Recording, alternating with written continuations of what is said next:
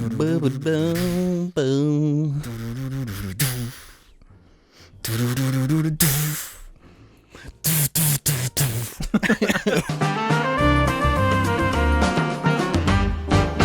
Yeah. Oh, lordy, lordy. Lordy, lordy, like to say, it's a new JARcast on a Monday. Woo! We're here. We're queer. Get used to it. You used to always say that. I did always say that. I used to say a lot of things. A lot of things here, a lot of things there. A lot of things like good afternoon, morning, evening, or night. Nice. Ladies and gentlemen of the jury, welcome to JARcast, or should I say Brocast, episode 5, 6, 6. It's 6. That's the kind of thing you should probably check before you press record. But not around here on these parts. No, we keep it real. We keep it real, you know? We keep it number 6. Genuine. Genuine. I'm your host Alex, joined by Jim. Hello. We talk about all sorts of funny things, but not too quick. Before we get too deep into the show, I need to shout out those JAR Media patrons that make the audio version of the show possible, that make the show possible, that make their names read out in the first or second week of each month if they're a Dibby tier or above, like in this very episode today. Now, bro, I'm going to spring something on you here. A new, an unintended, not promised feature. By the time this goes live, this might have already been a disaster and been completely shut down. I was playing around with Patron today. I got to get the list of names when we do the name read, attached to this episode, if you're a Dibby tier or above. I saw there's a new feature on Patreon. You can sort of start a group chat with patrons in, right? So I set that up. It's called the JAR Media Patron group chat, I guess. Okay. I set it up this morning. I put a message in it and made it live. I think if you're any paying tier, you can go into it and go into this chat or whatever. I put a few ground rules in there, right? First I wanted to see, because I left a message in the morning being like, okay, I'm just going to watch this for like a little bit, see what it's like. It was lively, it was like chill at a certain level, and then I was like, well, I can't sit here watching this all day, so I left a message being like, I'm going to check in later, and depending on how this looks when I'm back is what's going to define how this moves forward. Right. If I check back, it's like 8 p.m. as we start now, so it's been like a full day. I looked through it and it seemed fine, honestly. It seemed pretty chill. I think the difference with having like a public Discord anyone can join is there's not that filtering process of the Patreon. Like, yeah, it would take, I don't know why you would pay money to like be a troll, because it's like, what, you pay money, then I block you or ban you. Why would you even bother? So I'm gonna see where that goes. People were like saying like, yeah, let's organize Helldiver games or stuff like that, chill stuff. That's cool. Chill conversations. It might be like a nice way for certain members to talk or whatever. Yeah, so just throwing that out there. That's up for now. We'll see how it goes. Yeah. Well, I mean, that's a really good sign, because if you go basically anywhere and say, hey, everybody, don't think of the pink elephant. Don't do it. Yeah. You know, you're almost egging people on to be like, I need to ruin this. You know? We'll say, sure, you can pay us money if you want to come be an asshole in the chat that will just immediately delete and block. please do. Honestly, like, if you want to waste your time, go for it. Meanwhile, everyone else can have a fun little chat or whatever. We'll see where that goes. Any other things in housekeeping before we get into those comments over there, over here? I think that's it. Get your important man stickers, of course, all that kind of goodness. But man, we got a fair amount to get through this week. It's been a lot has happened, I guess. So I want to get straight into housekeeping where we round out those conversations from the previous episode. First, a little bit of a conspiracy theory from the albino jackal. I have irrefutable proof that Alex of JAR Media is a scaly. For those who don't know, scaly is like the lizard version of furries. Number 1. He gave Media with Killer Croc, or things that remind him of the Croc, a reasonable score of 10 out of 10. Number 2. Alex has stated he likes Alfred Molina's Ock and PS4's Ock But what he doesn't know is that those versions of Ok are inaccurate depictions and are in fact closer to the themes of the lizard character, which is why he will never get a good lizard adaptation because his plot was stolen from him. But now you know the truth.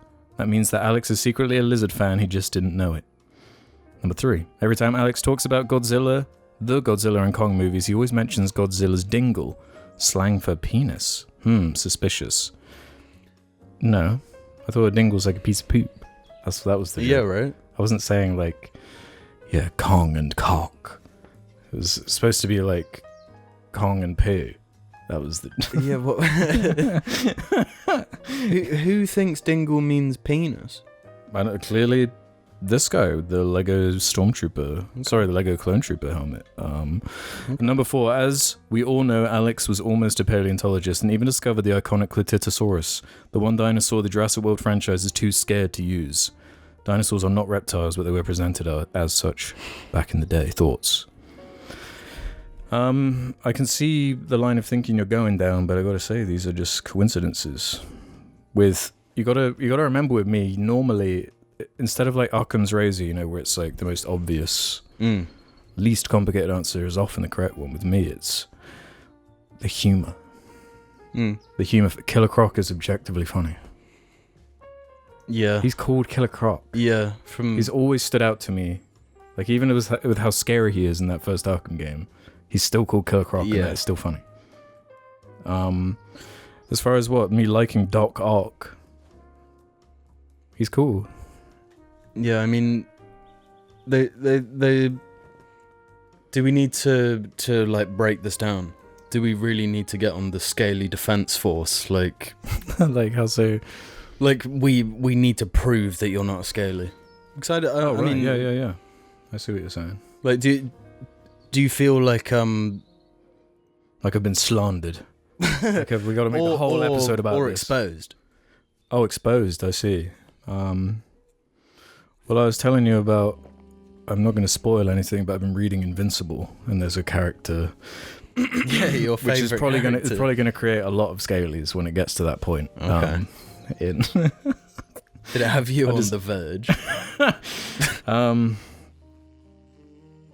We got this one from Rhett Meadows 6521. If 2 cavemen had the platform you guys have, they would probably do exactly what you guys did this last episode. Excitedly react to dinosaur noises and get really hyped on it. Fair. Yeah. And on the dinosaur noises, there is one correction I need to make on that.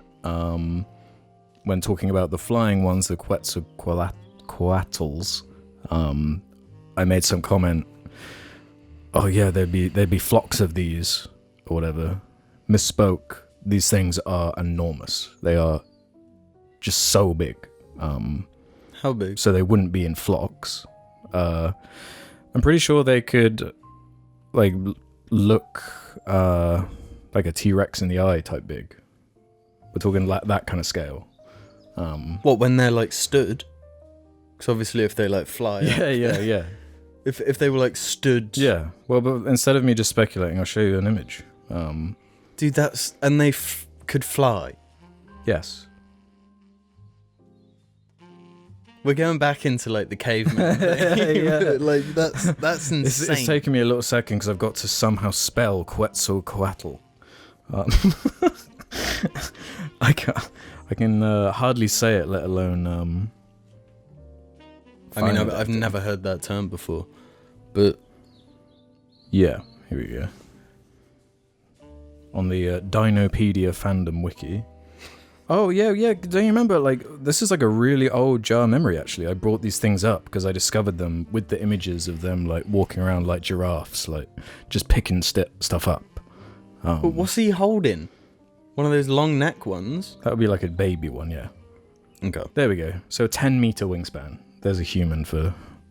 Oh, man, dude. Take a screenshot of that and put it in the video for those. That's... Oh. That's not right, is it? So, yeah, you're right. It wouldn't be loads of overlapping screams, but they'd be so enormous that it would only take one of them screaming for it to be frightening. Yeah. Well, yeah, easily. I just think, like, it... They could not have existed at the same time as like any sort of intelligent life. No, Because like you'd have to. It would be like a dragon type thing where it'd be like, we got to take these guys down. We can't have this going on. But I don't think every mind in that period would have been like so full of fear at all times. That's a good observation that ties into this comment from a Puffin 9545. Paleontologist JARling here, not a joke. Roaring is more of a mammalian thing, so recreating dinosaur noises from reptiles and large birds is pretty accurate. It was assumed a lot of dinosaurs wouldn't have the same sort of complex larynx that birds do, so bellows and low rumbles likely would have been how many communicated. However, a more recent discovery of a relatively intact ankylosaur larynx shows some ability to manipulate airflow, which indicates that it likely would have been able to modify sound somewhat like an enormous bird. This is just speculation, but I find it very interesting that the noises dinosaurs are predicted to use, and ones that cassowaries and other large birds make, are at a very similar frequency to sound effects used in horror movies. As they elicit a stress response in mammalian brains, we still retain the memories of the age of the dinosaurs in our DNA. The memes. The memes? The memes of the dinosaur. Like the Darwin meme, you know? I don't know. I'm at a point now where, like, when people say, like the meme, I don't know. Yeah, I don't mean like an actual meme, but like meme in the real term, you know? Oh, like the mimetic. idea of mimetic, scary, the idea, the fear. I see what you're saying. The theoretical fear. But yeah, that just made me imagine, like, imagine stepping in a time machine. You go back to the dinosaur period. Dinosaurs everywhere. They open their mouths and they sing like birds. Mm-hmm. How disappointing would that be? They're just like chirping. It's the same pitch and everything. It's just like this pathetic. Yeah. Like, it's actually like quite nice. Yeah. That's another thing where I can't remember who told me it. It's like a day or two ago about like why bird song is calming inversely. Because when birds are just like chilling with their bird song, it's a indication that the environment is safe. Because when birds see stuff, they make calls, they freak out, they'll fly away. Yeah. So yeah, I guess subconsciously, makes sense. Yeah, it's like things are at peace. Mm-hmm. You might not even be aware of it. You can also tell when it's going to rain if you pay attention to the birds. Really? Mm-hmm. Sorry, while we're talking about this, I can hear. I know, this I was singing thinking the same really thing. loud right outside the window. There was a funny moment in the last episode because we pre-recorded it, so it was a week out. Yeah. We made a joke about like, what if something happened and we just had no idea. Dylan Milne left a comment saying, like when Russia invaded Ukraine and you just never mentioned it. I want to bring that up because, like, one, I don't know why you'd expect for that to be like, well, in today's episode is this war's just kicked off. Yeah. Like, we'll sort it. Yeah. That's why they come here, for that knowledge, you know. Mm-hmm. Mm-hmm. We delicately like pick BBC apart News. world conflicts from the safety of this little room over here. Yes. Yeah, I don't know. I don't know why you'd ever expect that. Sure, I'd expect the inverse more so, to be like, be more upset if we did like just stop everything to make an entire episode about that or whatever. In a way. Yeah. It's not what the show's about. It's not what, I don't know. Mm-hmm. I feel like and even I've probably done it on Jar previously, but like what talking on subjects like that, it's a lot of like posturing. It's a lot of like, look how correct I am because we're already all in agreement about this thing. Like, the only thing I can add is everything people have already said. Yeah. You know. Yeah, I feel similarly, I guess. Right, like, we got to bring the mood down a little bit. Especially because my topic isn't exactly the most uplifting. Well, how's uplifting? We have to bring the mood down from Ukraine. Touche. So Wire2904 says, alright lads, I lost my goodest boy Taz of nearly 17 years last week. He was an avid listener of the cast with me for the last 8 years, not through his choice. Any chance of a small mention for him, it's what he would have wanted for sure. Gonna miss ya, little man. So shout out to Taz. 17, that's a trooper right there. Yeah. That's legendary. That's a certified unit. Mm-hmm. And this is like a coincidence. We don't normally get like these type of comments, I guess, regularly. Vince Trousers said, I spent the last night in hospice with my uncle. I had a very difficult time relaxing, so at 3 a.m. I listened to the Brocast contemplate their trolley conundrum. Thank you, boys, for a brief moment of relaxation in a tough time. I can't speak today. Passed away this morning. Skull Anders, you'll be in our hearts forever. Rest in peace. And I don't just bring those up to bring the mood down. I figured that would probably segue nicely into my funeral story. Yeah. Right? I guess you know the gist. I assume Mars filled you in on most of it. Yeah. So I again, right after just saying about the Ukraine thing, about like, it's not what the show's about, trying to get be breezy out a bit, you know, this is my experience, I guess, so I can actually add something or say something that I'd never been to a funeral. I'm 30 years old. I guess, I don't know, would you consider that a luxury? I can see both sides. It's like, it was nice that, like, I guess I haven't had to, but then also I feel like I'm also not prepared as well. And this funeral definitely did not prepare me either, because I feel like it was not a normal funeral experience from what I understand. It was very odd, very surreal, very bitter, and targeted specifically at my family, or our family. So for context, my granddad, I guess, had been married for a few decades to our stepnan. Well, yeah, our whole lives. But our whole lives, yeah, our whole existence, they were together. And they lived in Wales, which is what, a couple hours drive from here. Go across a cool bridge. Go to the beautiful landscape. I'd actually vowed, because I've told this story before, there's like all sorts of jar lore, and Max the Golden is all wrapped up in all this nonsense. So it's one of these things that, like, how do you quickly catch someone up on this? I don't even know. Because I felt more and more crazy with talking about this event, because it seems so insane. Like how we even got here, like how do I make this make sense? But what it wound up happening was, I guess our stepman passed away a few weeks ago. Funeral's on the table. Our granddad's way too old to go. So in his stead, my uncle suggested to go. My uncle's twin is our mother. So she said, well, I don't want you to go by yourself, I'll come with you. To which I also suggested I'd kind of like to come along, because I have this weird unfinished like connection with this place and this story that like quite affected me in my early 20s, I guess. Like seeing the state of her, she was like she had some struggles in her life with like alcoholism and a lot of like heavy stuff. And I guess they lived in literally the middle of nowhere. The most rural of rural. Like, I guess we consider around here rural, but it really isn't. No, this is a bustling city as far as that location. Yeah, it's a cabin. Yeah, and like a static caravan.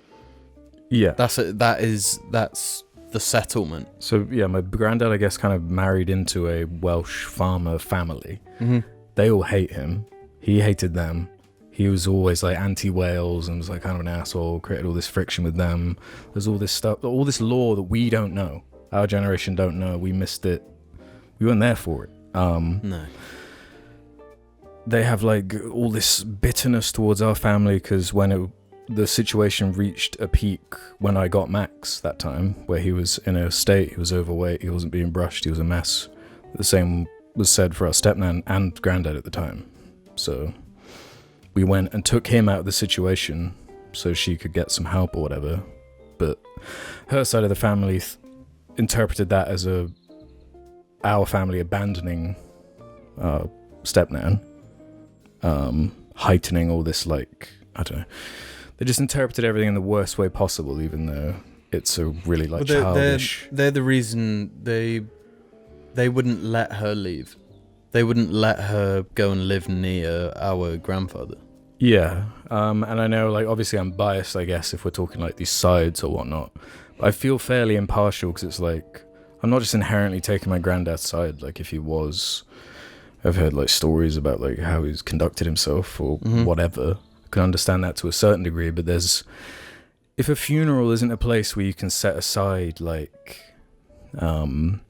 family arguments and just like look at each other in the eye and shake each other's hands, because you're not there for that, you're there for the person who's passed away. Yeah. And like I kept justifying it because they tried to get our mum not to go. They tried to sneakily like convince my uncle to like get her to not go, and it was just like this really awkward, weird situation. But I kept thinking, like, I mean, she was like a pretty like seminal, important person growing up, like in our family. Like, she had her troubles or whatever, and it was a bit odd. But as an adult now, the way I interpret it is much through like sympathy, and I've got nothing but like respect and empathy for where she wound up. And I know for a fact, if she had a say, and if she wanted me, my uncle, or our uncle, and our mother to be there, she would say yes. She would have wanted us there.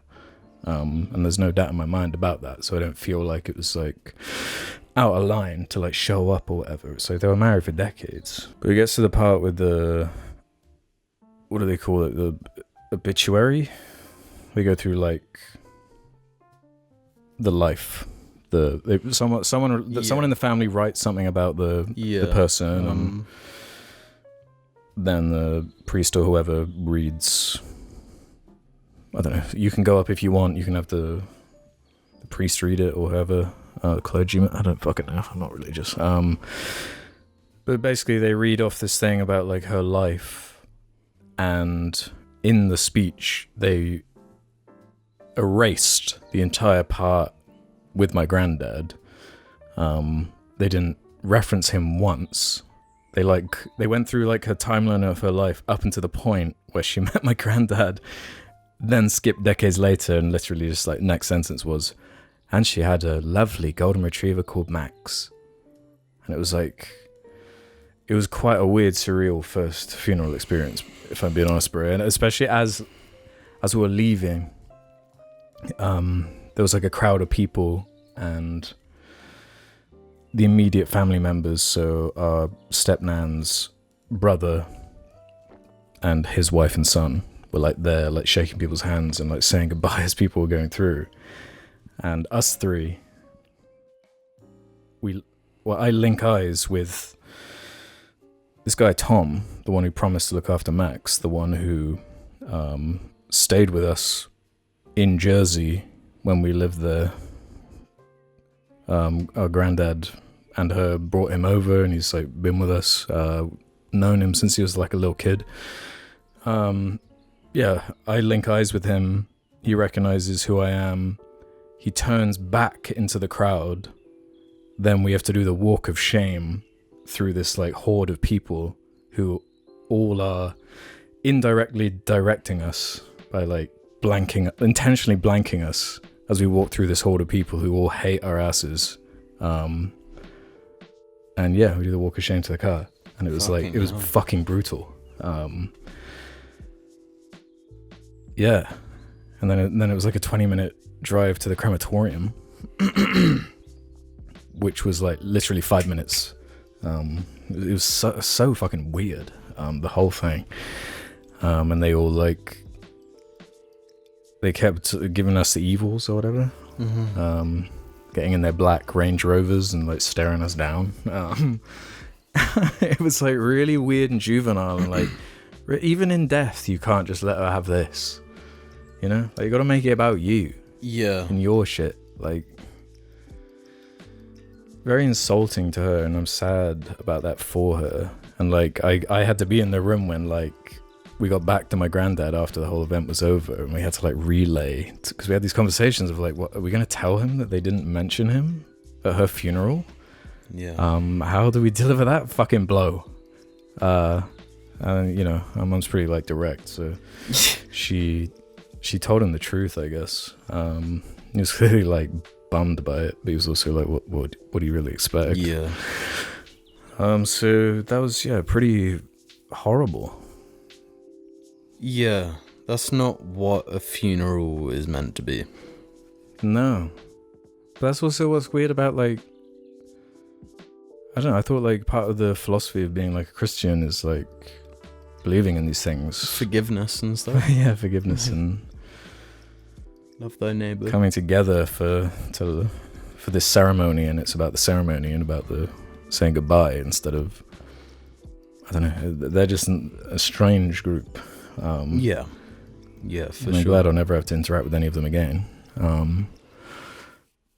But this time, instead of like cursing the place, I'm more like cursing that family, and I'd happily go back to like other parts of Wales or whatever, or even the same area, because like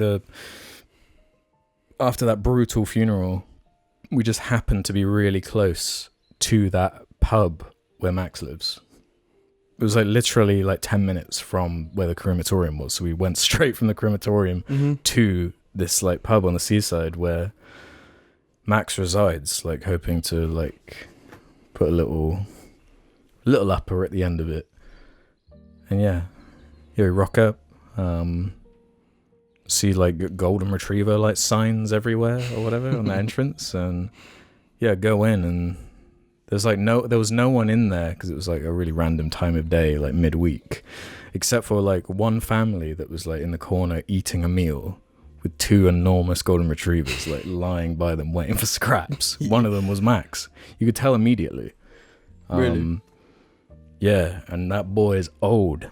He is so fucking old. But happy. It's like a storybook happy ending for that boy. Yeah. He lives by the seaside, literally on the seaside. Like, you open the doors from this like pub, and it's just endless ocean. That way's the ocean. You turn the other way, and it's woods. So it's like perfect for a dog. He got like the dog farm, but it was real. He was sent to the farm, but it actually was real. He's got his golden friend who's like the same age, even more like droopy and old, who had arthritis in his front legs because when he was young, he would go to the beach and dig holes so obsessively. He like gave himself arthritis. But yeah, that was nice to see him. That put some like closure as well. Because previously, the last time I saw him was having to give him to this guy, Tom, who at the time was saying, we're going to send you updates. We're going to take him to the groomers when we take our dogs to the groomers. We'll take care of him. But then they didn't. So yeah, that's what kind of made me more upset, was like, wait. So in the end, the biggest victims are this poor woman and the dog. Nice one. Yeah. That's someone to be proud of. I hope all of them struggle to sleep for the rest of their lives. Yeah. Like, it's not right. that shit's gotta come around, and like, you know, like your sibling. Well, and that's I'll end this segment on this. I found out that this cabin that my granddad and stepnan had been living in, they built this with my stepnan's money, but stupidly, the land is owned by her brother, for which she asked, like, hey, could I have this slither of land that you own? And he was like, yeah, sure. But he never signed the paperwork, like intentionally. And for some reason they went ahead and built it. So now he just owns it, and she basically got scammed by her brother out of everything she owned. And this is a farmer who has heaps of acres already. Yeah. He was literally just like a little corner, like on. It was a slither of a potato field. Yeah. We saw it with our own eyes. It was like a slither, like a nice place or whatever. But with her money, and she got completely duped out of it. It's just so fucked up. Yeah, it's disgusting. Yeah. Yeah. Well, maybe the silver lining is that if their religion is true, then they're going to hell. True. So. Yeah, by their own standards, really. Yeah, the devil is within them. Yeah. I suppose should I mention John? John, yeah. So there's this. He's like that side character, you know, in like Coen Brothers movies, Yeah, where he's like 100%. he just comes in and like steals a scene and it feels like so fleshed out, and then you just like never see him again. Mm-hmm. We've seen this fellow like a handful of times, and he just lives in this tiny town, in Wales. Calling it a town is like Yeah, too big. yeah. Again, middle of nowhere. Where he's got like he is a cartoon character. He's got this really thick Welsh accent. He's like a tiny guy. So the first thing he said was I went and shook his hand, and he was like, "How many Weetabix do you eat in the morning?" And then like every few sentences he like references this book he's written. Mm. He's got like, you know, instead of like in a conversation where you're like, "Oh, yep, that's like what that philosopher said this." He's like, "Well, in my book I wrote," which is awesome because he would do it every time. Like every time I've met him, he's referenced this book, whatever it is. I've never like got the name. I wonder if it's on Amazon or anything. Maybe. But he's like, I don't know, like in his house. I went there once. He's like kind of a hoarder type, Mm-hmm. where he's just got every item, like a tinkerer. Like you could imagine him with the goggles, like with the different like magnified, like that kind of like tinkerer, just like can do anything. He's got like a crossbow. He and is like a crossbow. shoots it into a book. It's just like, what is your deal? Like, Yeah, he's just an extravagant like. yeah, and he was like just all these random like facts. He was like, we were sat in the church waiting for the funeral to start, and the organ player was playing the organ, and it was like, your stepnan's grandfather donated that organ to this church. Wow. Just all this random stuff because he's just been in the area and just knows everybody. Yeah. Funny. Cool guy. For sure. I feel like every town has one of those. Like, ours might be the Hat Man. Bit scarier, but Yeah, the Hat Man's different. Yeah. There's like those types of town dudes. Like there's I don't know if you've seen him. It's this guy. He's always running. Oh, and yeah. he purposefully waves at every single car that goes by. Yes. Yeah. Yeah. And it's like I had him do that. I was having like a really shitty day, and I was driving somewhere, and he did that, and it was like, you lifted my mood with that. He's straight up like lifted my mood. There's locking eyes while he's running around and like really like just going out of his way just to be a friendly energy. It's like, you know what, that's infectious. To be that guy, because like the characters like that, like we kind of in our heads turn them into like 2D characters. You know, they got nothing. They're just that thing. It's the guy that waves. Yeah. But that's like all you need. That's all you need to give. Mm-hmm. You know, and like you say, it can like brighten your day. It's definitely infectious. Yeah, I think people that just like that. We were talking earlier about someone who like doesn't give a shit about what people think of them, and it came out bad. Yeah, you know. But if you're like a cool person and you don't give a shit about what people think of you, that's like a match made in heaven. That's the ultimate, yeah. Because that's unstoppable in a way. Yeah, you're just being like who you are, even if like some people might think you're lame as hell. Like I'm sure like some dude driving his like Ford Fiesta fucking with like an exhaust on it gets waved at by this guy. Is like, what's that guy's problem? Probably gay. Yeah, what a gay. What a fucking gay. And but it's actually like, no, you're the gay. On that note, see you after these messages. You gotta beat that. Jar Media shirts now, or I'm gonna hurt you. Description below.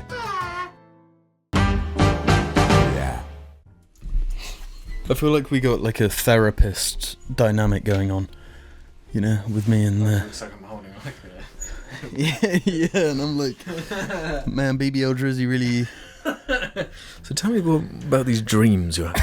Yeah, I'm dreaming of BBL Drizzy. I just saw a comment on a short about Drake that said, Drake definitely closes the fridge with his hips. Yeah. I mean, do you want to talk about that? We didn't really fit it in that first half. I could get it going with a comment here. Yeah, get it going with a comment. Do you want to do it? But Give it a comment. First, yeah. let me just say this is the second half of the JAR Media Posdact or the Brocast. We head over to the suggestion thread over on the subreddit. You can ask us any goddamn question you feel like. This one actually wasn't from the subreddit, but I'm going to pretend it was. From Tam Betamisto 7423. When are they going to talk about Drake versus Kendrick? So, you're like way more in the know on this than I. Dude. I've listened to all the songs now that I didn't even. It's been so quick, and the responses it all happened like machine gun fire, so quick that like I missed that first song. I guess let me reel it back. So Kendrick's done 4, Drake's done 2. Drake's on 3. 3. Maybe I'm missing one. Drake. I guess Drake has kind of done 4. So the timeline is I would class this because I think this is how Kendrick took it. First person shooter by Drake featuring J. Cole. Yeah. Where J. Cole is like, there's the big 3. Is it J. Cole? Is it Aubrey? No, is it K. Dot Aubrey or me? And he's like, I kind of think that it's me. That's like his thing. Yeah, and Kendrick was like, they're saying me and Drake are on the same level. I think everyone would be insulted by that. Yeah, I think Kendrick would have been fine with J. Cole saying it. Like if it was the big 2, right? Is it Kendrick or Cole? I think it wouldn't have been anything. Apparently Kendrick has been working on this Drake diss for a long time, so he was just looking to just start waiting something. for that moment. So he got given an opportunity here. He implies that he was asked to feature on that song. Oh. By Drake. In one of the songs, he's like, I'm confused by the feature request because we still have shit to address. Mm-hmm. So then he appears on Future and Metro Boomin's latest album on the song Like That. I listened to that, a couple of days ago. Yeah, so Kendrick appears on that and he just comes out like, there is no big 3, it's just Big Me. Yeah. J. Cole responds pretty quick and then immediately apologizes. Yeah. Because he knows better. Yeah. He knows better. His diss track was shit. It was terrible. Yeah, I heard like a little clip of it. I didn't even. Yeah, he's like he basically says Kendrick has bad albums, and like that's the dumbest way to go at Kendrick. Like, I'm sure there's stuff like an angle you could take, but that isn't it. So he apologized. He's caught a couple strays, from Kendrick, but like that, he got out. You know. He had the wisdom to get out. Yeah. Drake dropped push-ups. Uh-huh. And then didn't get a response within like a day, and he got impatient. So AI got Tupac and Snoop Dogg. Oh, that's right. We keep forgetting about the AI bit. Yeah. So that's like the second one I'm counting out of 4. Which got taken down by Tupac's estate. That's corny, man. That is lame. Yeah. Some people think it was like kind of clever. Why? As like a bait thing. Because the last song, Mortal Man, on Kendrick's album, To Pimp a Butterfly, has like a fake back and forth between Kendrick and Tupac. Mm-hmm. Yeah, I remember. Yeah, he's like interviewing Tupac. So like Tupac is like a big deal to Kendrick, obviously. Being he like completely a idolizes West him, Coast. right? Like, yeah. You can hear it in his music. Like, Yeah. he references him a lot. Yeah. You kind of have to as like a West Coast rapper. So some people think it was fine, but Two Perks of State didn't. So that song's been like wiped off all of Drake's stuff. Kendrick then doesn't say anything for a few days, and then drops Euphoria. Obviously, he wasn't just making Euphoria; he was making all of these songs. Yeah. So he could just like drop, wait for Drake to respond, which he did, and then immediately drop after that, and again, and then again, and then Drake is like, well, shit, you know.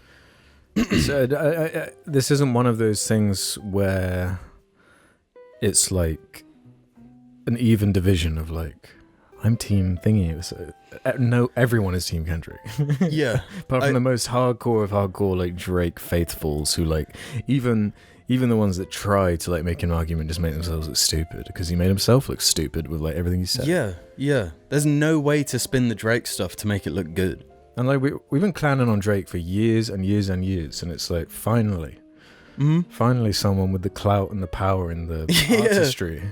Yeah. To, like, make everyone see. just clown him. I genuinely think he's the only person who could do it. Yeah. Because like Drake kept saying like this is a 20v1, like or a 1v20 or whatever. Saying like he's always had this narrative that like the industry is out to get him, everyone else is out to get him. What do you mean? You're like one of the biggest artists in the world. Yeah. You sell out stadium, like, shut up.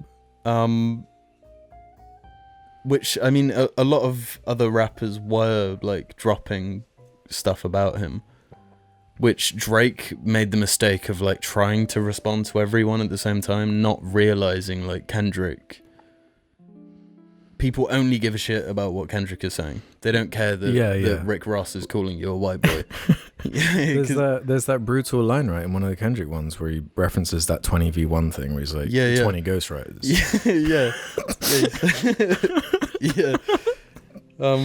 Because that's part of it, where it's like,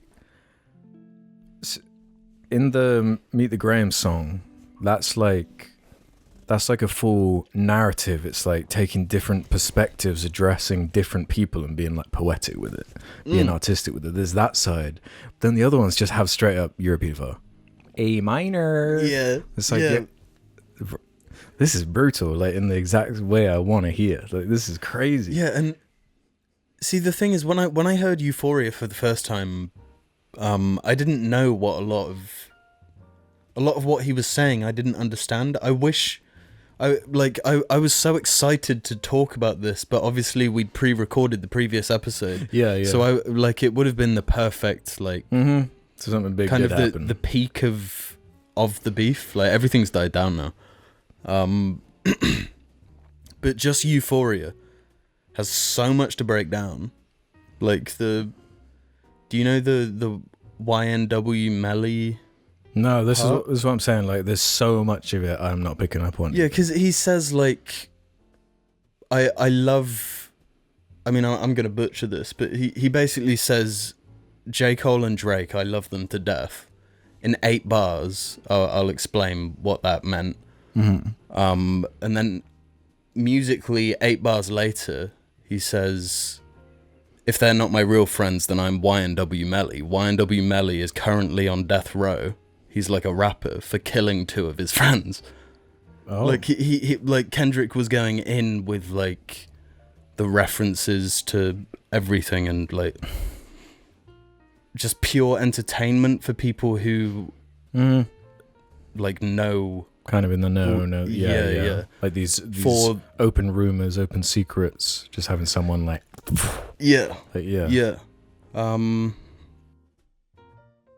But like when I first listened to Euphoria, I was like, this sounds kind of like goofy with the horns and stuff. Yeah.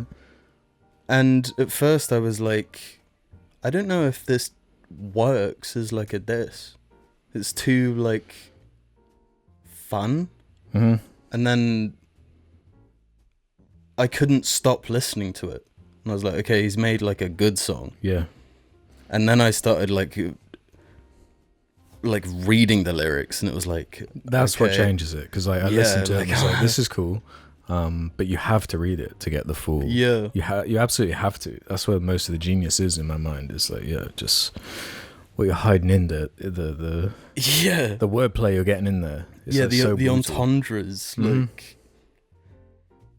it's just pure entertainment, and you can tell like he's kind of having fun with it. Yeah, it's like he's been holding on to this for so long, because something therapeutic about it. It's been like kind of well known that like King Kunta, he has the it says about ghostwriters. Yeah. Everyone kind of knew that was about Drake, but it was never that obvious. So on one hand, when Kendrick is talking about like the sneak dissing, the not mano y mano, like just calling people out, he's done it as well, you know, for a while, but I guess he's only done it at Drake. Like, well, it's kind of like filtering through the posturing, you know, where it's like a certain amount of it is theater, you know, you're like exaggerating, you're overdoing it, like that Eminem Machine Gun Kelly thing. Like it gets brutal, but like feels different. Like, this is hardcore. Like, well, because the allegations that are flying are like pretty serious. Like, like the album cover being like Ozempic prescriptions, or his house, Drake's house, with the like pedophile. The sex offender. That's right. Yeah. Like the symbols, I guess, if you look at a map and putting it over his mansion or whatever. I don't know, like, I know defamation and whatnot is kind of different in America than the UK. But I watched a YouTube short of a lawyer saying, oh, really? Can they sue each other? And basically it would be terrible for either of them to sue. Wow. Because, I mean, for Drake to sue, he would have to prove that he's not. How do you prove that you're not? By having people look through your stuff. Which he obviously couldn't. He's not going to do that. That was one of the crazier parts, was him, like, in his final track, being like, I couldn't be a pedo because I'm too famous. Yeah. So what do you actually fucking That is the mean? worst angle to take. Like, are you fucking blind? This is a guy who has spent a lot of time online. Like, since the start of his music career. True. You know, how have you not fucking looked at the environment around you? He's in the music industry. Yeah. Diddy was just put away. And he knows him. Yeah, he's like best buds with him. Yeah. So his whole angle on that, like, you don't need us to say, like, Kendrick won, you know? Everyone knew. Yeah, at first, when Euphoria dropped, I was, like, hyped. And then I think when it got to Meet the Grahams, I was like, oh, this could actually lead to one of them, like, being killed. That's what I was scared of, because, like, the Biggie Tupac stuff, that happened over less, right? It wasn't like as pointed as this shit. Yeah. But I mean, there were some crazy layers to that as well, involving Diddy.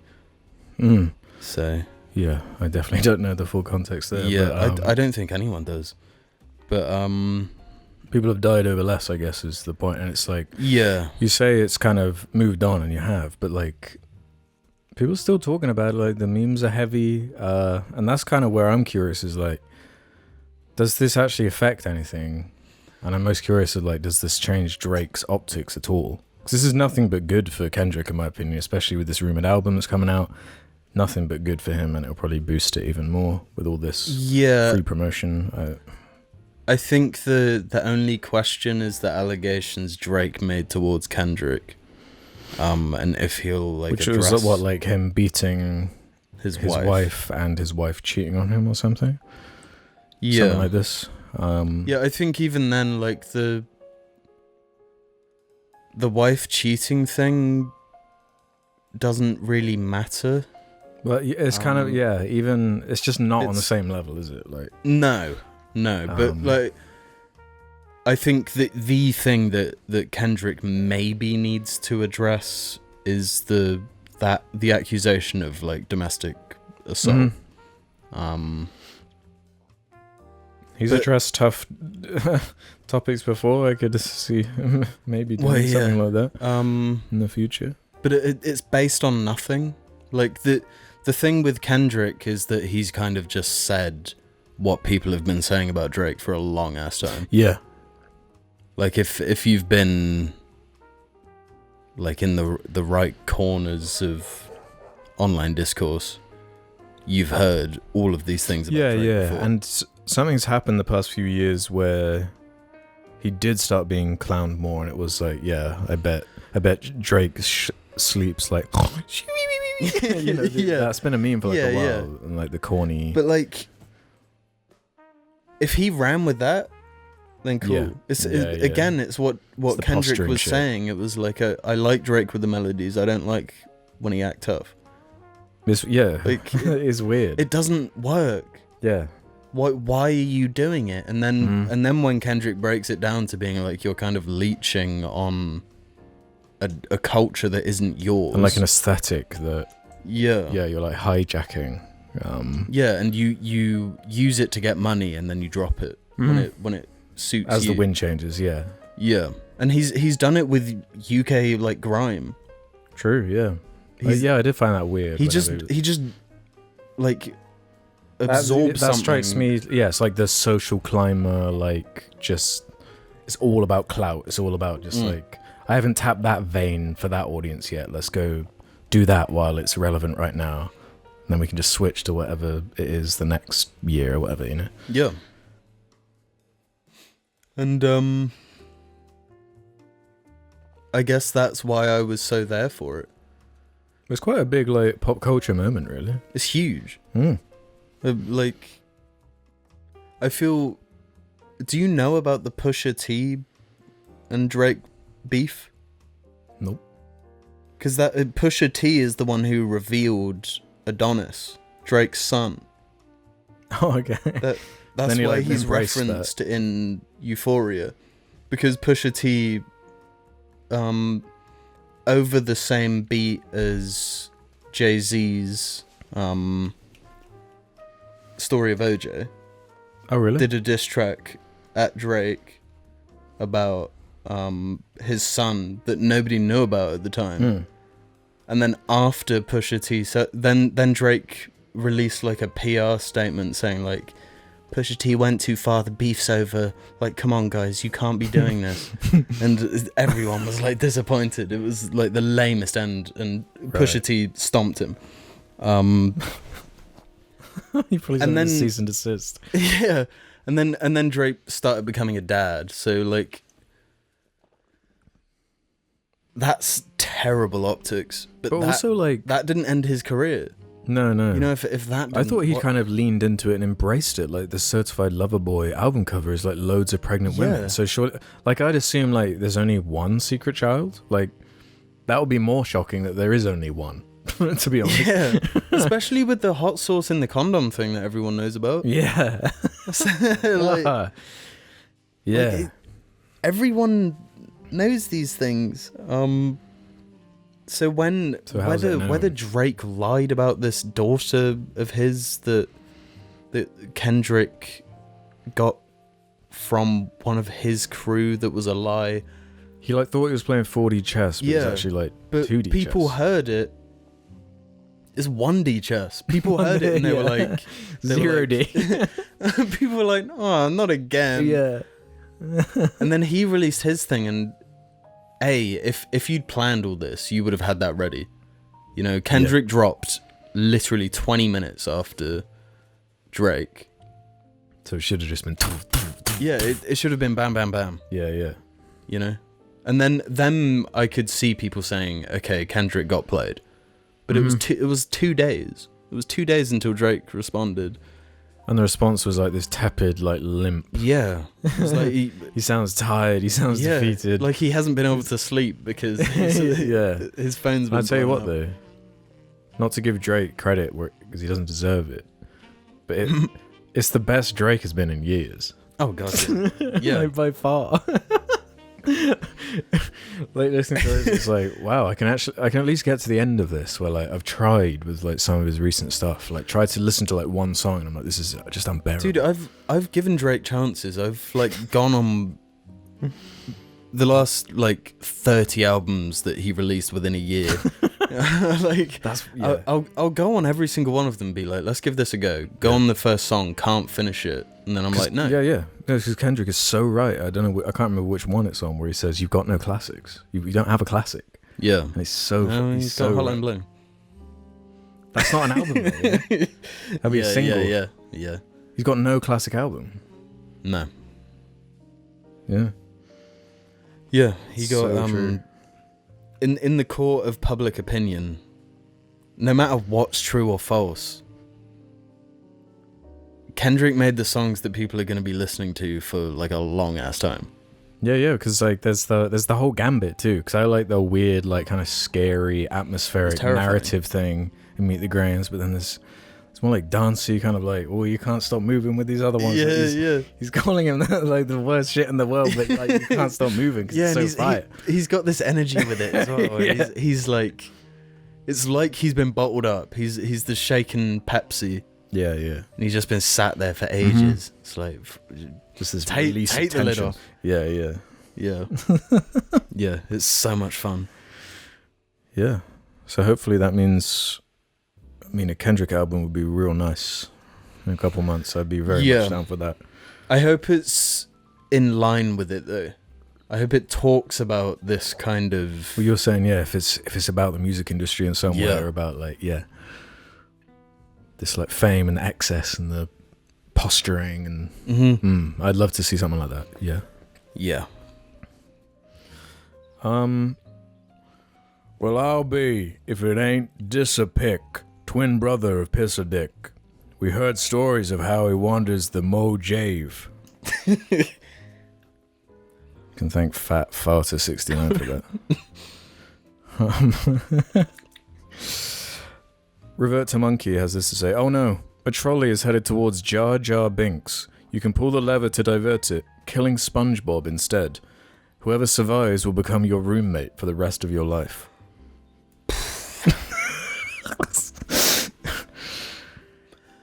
I'll kill Jar Jar. I feel like SpongeBob would like at least work hard and pay my rent. He would pay rent, and we know for a fact he's a hard worker, whereas Jar Jar, he can't hold a job down for his life. That's kind of his main character thing, right? He's been outcast because he's such a fuck up. He is a politician though. Oh yeah. Which era? Yeah. Jar Jar Episode 3, like causing Hitler to rise to power. Creating fascism. Jar Jar did it. Oh, I love it. I absolutely love it. I'd keep Jar Jar around. Wow. Actually, maybe I reckon, when you get like insurance out on like your car or your house or whatever, if you have to like put that Jar Jar lives in the vicinity, they probably like wouldn't insure you type thing. Yeah. Like he's a fire risk. He's in everything, right? He's gonna, yeah. He's gonna like stand in some doo-doo and then like jump around on one foot and then somehow cause like a huge Rube Goldberg like explosion or whatever. Uh-huh. So me and him combined, it would be like, the fence is on fire. He's like attached to a table, like spinning around. He's just paid. I'll lose my eye. Nah, man. But he might take down the whole droid army at the same By time. accident. Yeah. Which is cool and satisfying. Obvious Humor 6636 says, when are you going to rank every Imagine Dragons and Maroon 5 album? You promised us this in an episode a few years ago and I've been eagerly awaiting ever since. I'm down. Let's do it right now. I was about to like try and riff on what, but I couldn't name a single one. Yeah, I couldn't name a single song other than Radioactive and Moves Like Jagger. Moves Like Jagger. They each have one song as far as I'm concerned. Ooh. Like edible food has this kind of prescient one. Hello, Jar Mings. I have an important question. I swear we might have actually answered this. Which fictional characters do you think would be on Epstein's Island? I feel like we might have answered this. Is it Advanced Warfare? Yeah, Advanced Warfare, Kevin Spacey. Specifically from Advanced Warfare, yeah. Yeah. Yeah, that. I mean, that. he counts as a video game character. Yeah, you're right. No, go. Sorry, the guy from Mass Effect. Which one? He's like the human embassy guy. Oh, Udina? Udina, Yeah, I could see him as an Epsteiner. yeah. I was thinking like Grimace from McDonald's. You know? Yeah. I could really see like... You wouldn't Did they be say shocked. video game character? What fictional characters? Oh, fiction. Okay. Yeah. Yeah. Is he fiction? He's not real, is he? I thought he was like a mascot, making him kind of real. But is like But Tony yeah. the Tiger real? In a sense. I swear I said Tony the Tiger would be on the... Like I have Tony this the weird- Tiger would be on the island. And the Sugar I don't Puff remember guy. you saying that. Oh my god, the Sugar Puff guy, 100%. Yeah. I reckon all the cereal guys, you know, the golden Nuggets nugget guy. Yeah, we went Yeah. to the exact I mean, same. he's like... All the cereal empire mascots would be there. They'd be in one Yeah. corner of the island. You know what I'm saying? Where would The the Cookie Rice Crisp. Krispies kids be though? Boy, you know they'd be on the island, but Oy. fucking hell. Jesus Christ.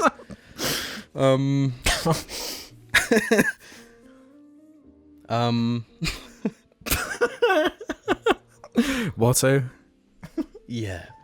Shit, yeah. all the like the Newt Gunray and all that lot. New Gunray would. Mm-hmm. Everyone, you know, like at the end of episode 3, where Anakin goes in and kills all those people. Everyone, Yeah. everyone in that room. The Savaloys or whatever. The Savaloys. the The racist, Techno Union Army. The racist Japanese. Like, Oh yeah, the Gunrays and the Trade Federation. yeah. Army. That's right. Yes. How the fuck how did he put that in a movie? Well, I'm just impressed that he got like concepts like trade unionism, tech unions. Yeah. It's like all these things that like as a kid you'd never think about, and then you like watch it as an adult and it's like, what? This is really, you've just like structured this around like American politics, really. Yeah. This is for the Republic. It's really bizarre. Yeah. Dude, there's got to be more. Fictional characters. The Mr. Krabs. the Mad Max nipple guy, the people eater, Yeah. 100%. What do you think of Mr. Krabs? Nah, he loves his daughter too much. Too much. Oh shit. That version of Mel Gibson.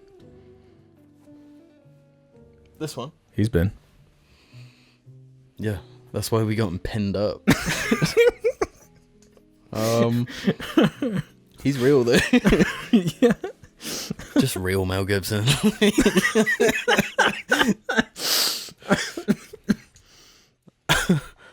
Good. Brian Griffin. Brain and Stewie. Stewie. Yeah. I know you could have endless fun with this one. Yeah, you could go for a while. The Prophets. Oh, from Halo? Yeah. Absolutely, yeah. They all look like They look like Harvey Epstein. Weinstein or something. Oh yeah. You know? No, Harvey Weinstein is Tartarus. Or he's literally the orc that's based on his likeness in Lord of the Rings. Yeah. Yes, Sauron in Epstein Island. Well, you know the orc, right? It was like modelled on literally. Yeah. The one that dodges the boulder. Yeah. Yeah. And it really looks like him too. When you Yeah. see it side by side, it's like... Yeah, because he was produced on the movie, yeah. He was like a I massive thought asshole. he refused to produce the movies, right? That's why yeah. they were made by someone. He wanted to like reduce budgets. He wanted to cut stuff. Yeah. Being producer man. Yeah, so Peter Jackson was like, Yeah. He was one of those like Drake industry secrets that like, everyone knew. type thing. Mm-hmm. Yeah. But, maybe we should do one more here to round this boy off. How about that? Do you want one from... Do you want one about... Do you want a hypothetical, or do you want the Insectologist to update us on something?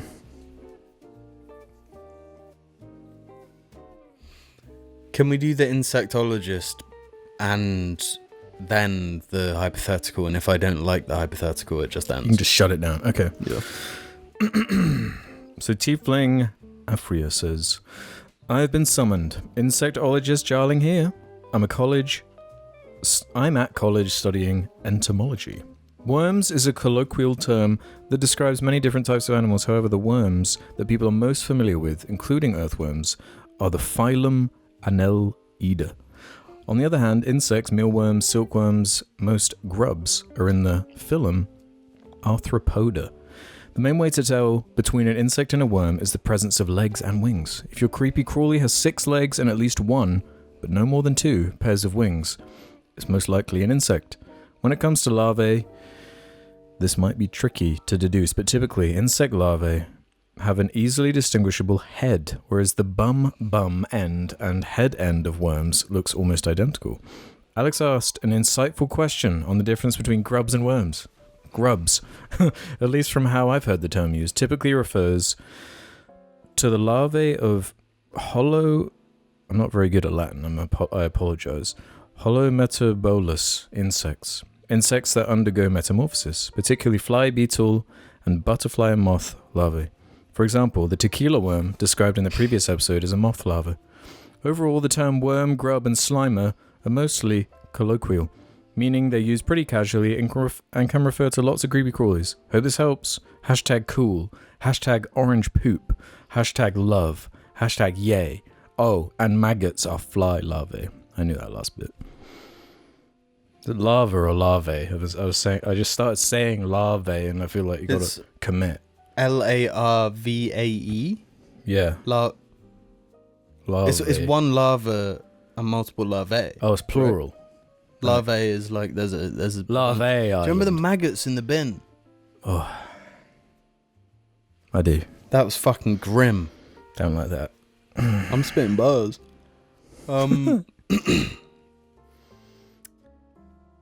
Yeah, that was kind of a lot of information. That was a lot of information. Did you absorb it all? There will be quizzes. Yeah, something about a head, you know? Yeah, if it's got a head or an orange pooey bum, then it might be... Not a worm? Worms don't have heads. Right. Is it true that if you cut a worm in half, it becomes 2 worms? As far as I'm aware, that is possible. But we're going to have another writing from the JARling to confirm 100%. Because I'm not is doing that true? Research. And finally, Ayubjkbum says, would you rather have unlimited bacon and no games, or games... Why do they type it like that? Unlimited bacon and no games, or unlimited games... No, they fucked this. Would you rather have unlimited bacon and no games, or games unlimited games but no games? That's word for word.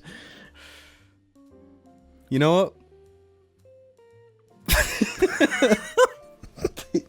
Can I read it? Let me decipher this. That top one there. Okay, would you rather have unlimited bacon and no games, or games unlimited games? This might be the best question.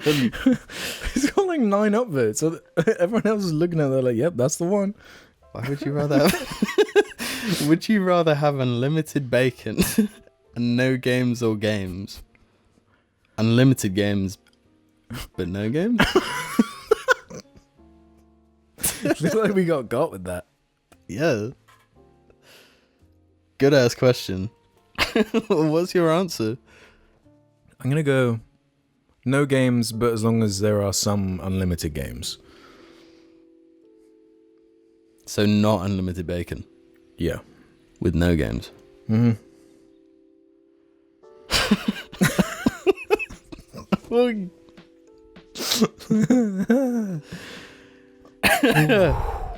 Fuck. This is like a riddle. I feel like, yeah. If you can break that down, if you can elaborate on that, please. Because, I don't know what you're talking about. I screenshot that thinking that it made sense. Like, only in reading it out loud did I realize like how little sense that makes. Would you like games, unlimited games, but no games? Like, does that it's sound all like commas as well. There's like no... Yeah, that's what I was trying to break down, like separating it. All it needs is...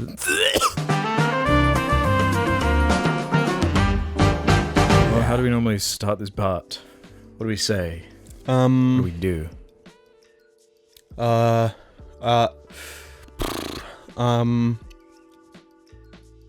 Go, go, go, go. I guess this is the part where we go over to the JAR Media Patreon and answer or read out those patron names if you're a Dibby tier or above. Now, I'm going to go through these one by one before I hand it over to my bro here. But let's not dilly-daddle. Let's get straight into this with a big mega thanks to Don Cheadle and the Senior Beagle, Chimera, Harrison Fiat. I am in no say weighing. Rimbingles Scrubulous, Padding Lington. Magic Conchell, you mean like this? Ululu. Kaya, Shannon Elizabeth Patel. Effie loves autumn. I'm such a lesbian for autumn. Danny Wren. James Rousel. Autumn loves Effie. Fleeting Hope. Beep that. Mome from home. Globonaut. Intercontinental Ballistic Poofa Explosion. Fallout 4 is a better game than New Vegas. Driving in the same that they killed Brian in. Narburo the Human Cigarette. Retzov Kid Cannabis. Thea Thorogood. Tunk Dooku. Pitts View. Timothy Mark, aka Bidiot Bales. Dom. Frisco. Fuck it, I ate the op. Foul Git. Sam Barlow. Erectin Aria Spencer here. Murdo Wallace. Harry James Climpson, Prince. Pear Bond, Baby Yoda, Baby Groot, James's Igno Scaramus. Punished James's dad, a man denied his Weatherspoons. Quetzalcoatlus Northropy. Thank the Lizard Lords, only Singaporean JARling. Juice Canda Forever, Bogley Best. King Charles's big hairy finger up the butt show. The Camino Gimp. My name Jeff. How to change patron username. Big Wumbo. James's crippling 2B gooning addiction. Somewhere there's a parallel universe where the JAR members are worms, and the worm Alex has a tiny man living in his arm. Saishin. Finn Arthurs. Vivian Reed. Scott Cawthorne created a James animatronic that made the code for FNAF, which begs the question, is Scott the actual creator? Chocolate Fart.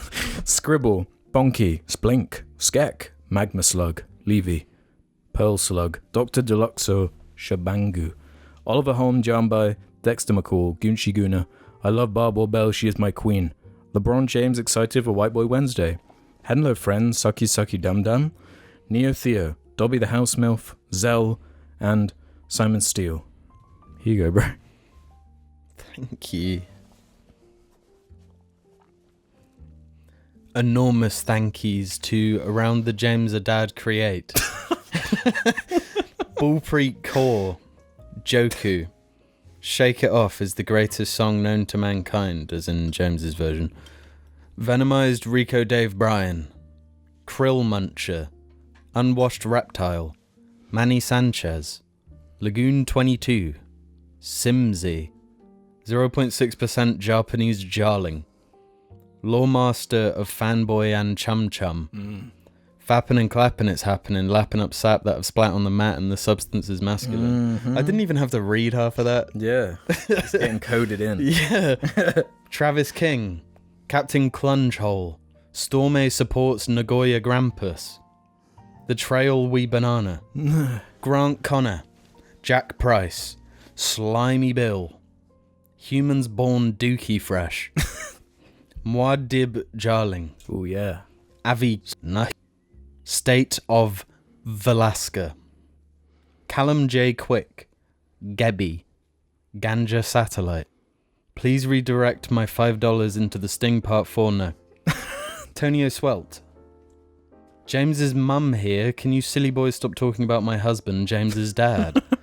Slurms Mackenzie, the original party worm, Wimmy Wham Wham Wazzle. Salad 512. Oh, I'm a gooning bear? Yeah, I'm a gooning bear. Oh, I'm a yummy tummy cummy stinking gooning bear. Slam Dunk Cosmos. Harriet Broadley. Miniature Rani. Tom Berenack. Gilbert the Awesome One. James is Dad. This is a public service announcement. I have rebranded from Nate's Minifigs, and now I'm called Input Brick. Please edit the past car. The Swindish Embassy called. They're looking for the throat goat, so I sent them after James's dad. Zim Zam Zobble my Ziblies. Cobalt Rad. Sar Pukar. The Emperor's BMs, those who flush against shall fall. Hashtag James's dad is the Emperor. Juicy Delicious. Piss Drinkers Unleashed. Thomas Martin. Before I hand this iPad off to you, you should know that I let Pissadick use it, and now it's full of piss. Swish, swish. Robert. Biscuit. Dream Offal 2142. Can one of you guys please ask James to stop DMing me? No, I don't want to see your airbags. It's not on. Acolyte. Irish Wristwatch. Penn Island XDD. Danny G. James's Lord. Edgy Air Wrecker. Milky Piggy Silky Creamy Donkey Steam. Titty's abilities riddle me middle C. Give a MC a rectal hysterectomy. Lecture on removal of the bowels. Foul technically. Oh, yeah. The only goth girl JARling. Creamer. Adam Johnston. Tom Buis. Bring back Randy to the cast. We miss him. Josh Ugbug Pugbarug Walker. Super Crunches. Joel Stewart. Big Whoops. Gremblo. JBG. Cooter Panda. Lucy Ty is an Asian anal queen. The Pooh Man. Taking the lug nuts off the laurel as you read this. Katia fucking Manigan. And obviously, last and least, David Wallace. Thank you. Woo! Yeah.